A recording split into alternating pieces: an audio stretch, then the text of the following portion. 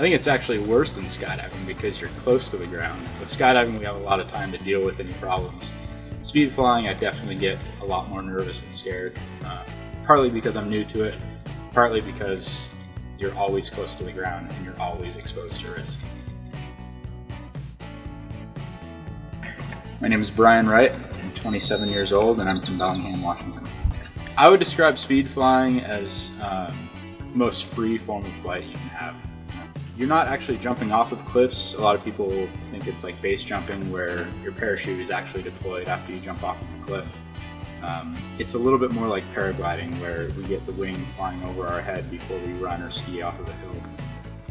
So it's safer in that regard that we're not deploying a parachute, but we have to deal with different conditions that, say, base jumpers don't have to. I got into speed flying just kind of a natural progression from skydiving.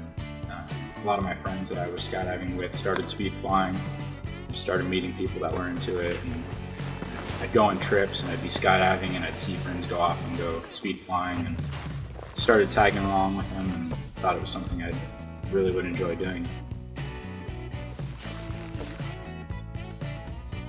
Speed flying began about 20 years ago when skydivers decided to start taking their small parachutes and ground launching them off mountains. Over the last 20 years, it's evolved from using skydive gear to specific speed wings.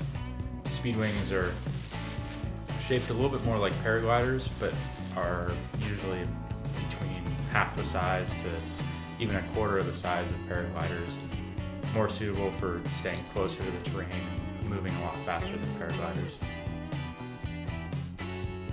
Unlike skydiving where you have to be around a drop zone with noisy airplanes and spending money on jump tickets, you can just go for a hike and really get out in the wilderness. Usually we're out in the mountains. If it's in the winter, it's on snow and we're skinning up with skis. You're just out in the middle of nowhere, usually either with a small group of friends or by yourself. During the summer, we're hiking up in the mountains. It's beautiful out here, and I don't have to hike down the trails anymore. I can just fly home, and it's just a really great free feeling. Kind of get away from the hustle and bustle and get away from work, and with that hyper focus that you get when you're on the edge, ready to launch, like it kind of like cleanses you for all the crap that's going on at work or the other stresses that you have in your life. It's almost more of a calm than a rush. Once you're done, you definitely feel that, but when you're in that moment, it's almost calming.